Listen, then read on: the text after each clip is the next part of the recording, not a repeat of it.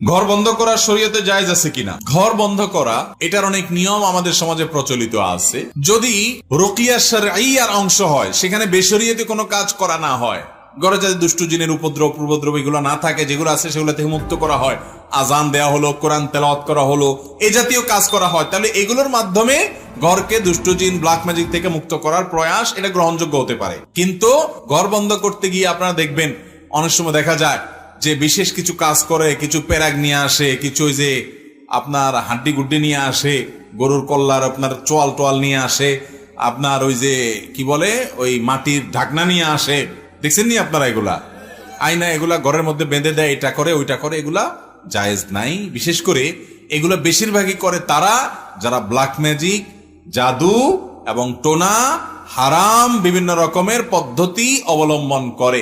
এই জাতীয় খোনাররা সাধারণত ঘর বন্ধ করতে গিয়ে এই সমস্ত আকাম কুকাম করে। আমরা জানিও না প্যারাগ বেঁধেতে হচ্ছে, প্যারাগে রক্ষা করবে, ওইটা করবে সেটা করবে, এটা না। আপনি আজান দিলেন, কোরআন তেলাওয়াত করলেন, আল্লাহর কোন জিকির এতবার পাঠ করলেন, রুকিয়া হিসেবে, ঝাড়ফুঁক হিসাবে এগুলো করতে পারেন। তবে সুন্নাহসম্মত উপায় যদি আপনি অবলম্বন করেন, কোনো বাসা যাতে দুষ্ট জিন, ব্ল্যাক ম্যাজিক এগুলোর দ্বারা উপদ্রব এর মুখোমুখি না হয়, সেজন্য আপনি কি করবেন? বাচ্চাদেরকে সন্ধ্যার সময়, মাগরিবের সময় বাসার বাইরে রাখবেন না।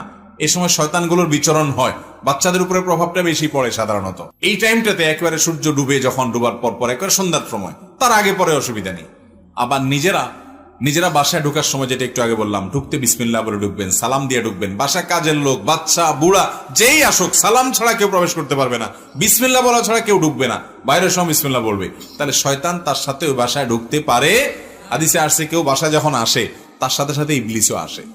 প্রত্যেকের সাথে সাথে একটা করে আসে না, আসে সাথে। তো আয়েশা দরজার পাশে আপনার পিছে পিছে সেও দাঁড়ায়।